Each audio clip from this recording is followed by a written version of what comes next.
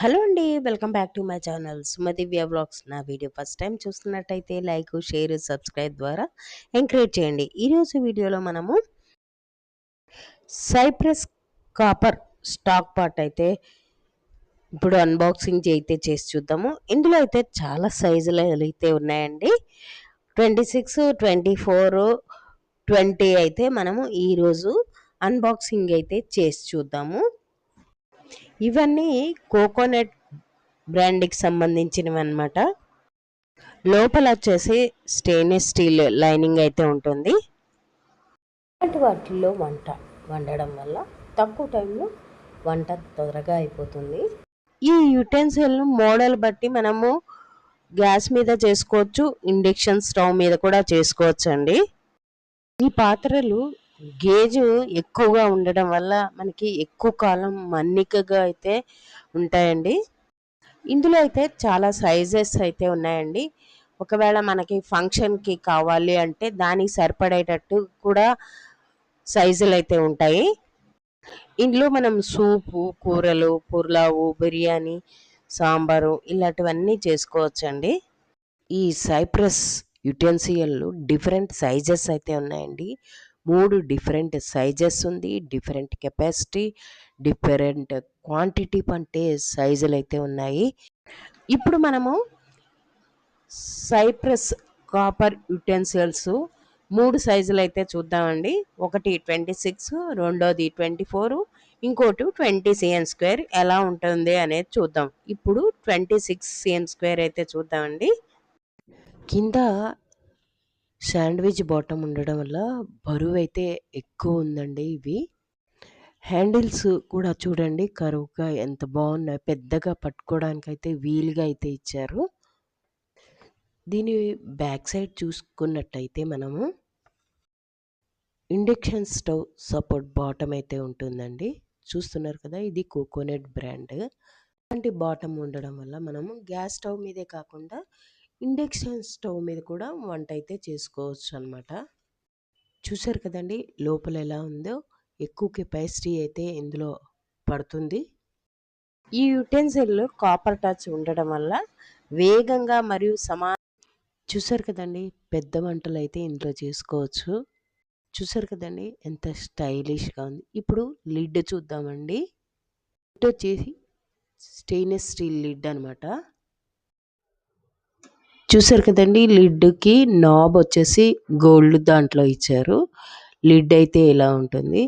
మొత్తానికైతే sauce pot ఇలా ఉందండి 26 cm²ది.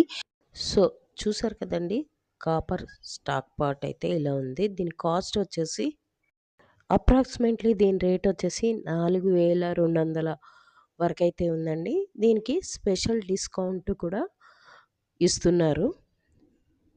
ఇప్పుడు మనం వచ్చేసి 24 cm² అయితే చూద్దాము. అన్బాక్సింగ్ చేసి చూద్దాం. ఇప్పుడు చూస్తున్నది 24 cm². ఇందులో కెపాసిటీ కొంచెం తక్కువ పడుతుందండి.